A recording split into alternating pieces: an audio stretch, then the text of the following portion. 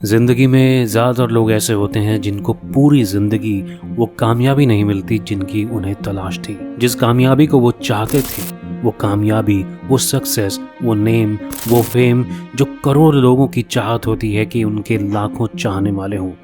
हज़ारों लोग उनका नाम पुकारें। इस नाम को कमाने के लिए बहुत सारे बॉलीवुड स्टार्स जी तोड़ कर मेहनत करते हैं, अपनी पूरी ज़िंदगी दांव पर लगा देते हैं। इसके बावजूद बहुत कम लोग ऐसे होते हैं जिनको किस्मत, खुदा, भगवान छप्पर फाड़ कर देता है। मैं ये क्यों कह रहा हूँ, क्योंकि एक ऐसी एक्ट्रेस थी जिसने सिर्फ 16 साल की उम्र में एज अ लीड एक्ट्रेस फिल्मों में काम करना शुरू किया।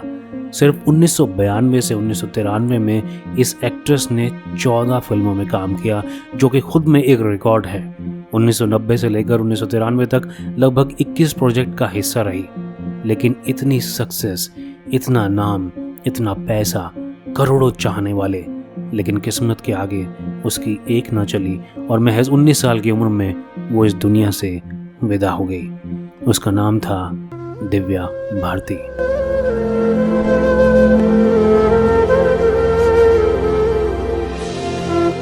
दिव्या भारती, जो शाहरुख खान, सुनील शेट्टी से लेकर उस दौर के सुपरस्टार गोविंदा तक की हीरोइन बनी थी।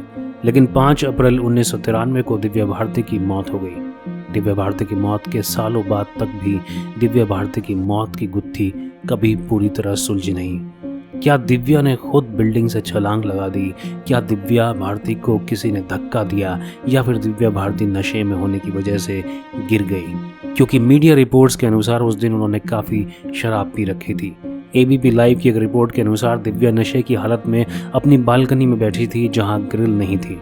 उठने की कोशिश करते वक्त उनका पैर फिसला और वह 5वीं मंजिल से सीधे नीचे गिर गई। हादसे के बाद उन्हें तुरंत कूपर अस्पताल ले जाया गया, लेकिन गंभीर चोट लगने की वजह से डॉक्टर उन्हें बचा नहीं सके। दिव्या भारती की मौत को किसी ने हादसा माना तो कुछ ने साजिश करार दिया। दिव्या भारती के जाने के बाद दिव्या के पति साजिद नाडियाडवाला पर भी आरोप लगे। दिव्या भारती और साजिद नाडियाडवाला की मुलाकात गोविंदा की फिल्म शोला और शबनम के सेट पर हुई थी। इसके बाद दोनों को एक दूसरे से प्यार हो गया।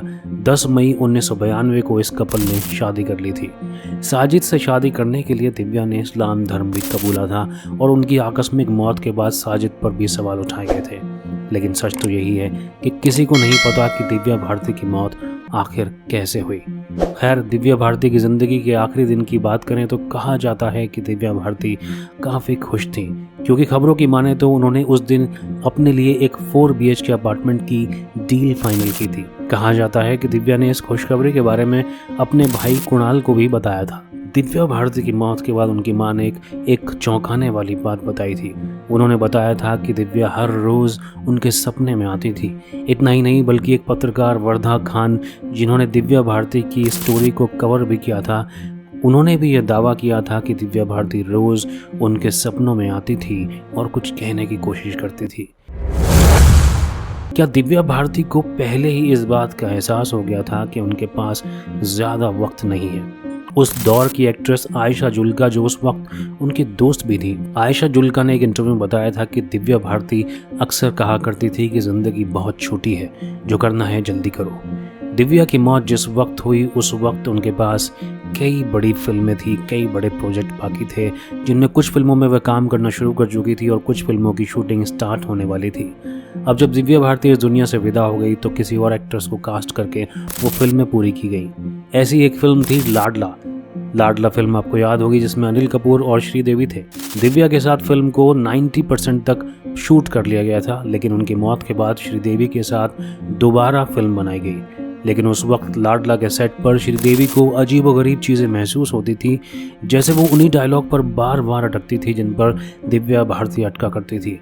फिर कुछ अनहोनी घटनाओं के बाद सेट पर पूजा करवाई गई थी और शूटिंग खत्म की गई थी।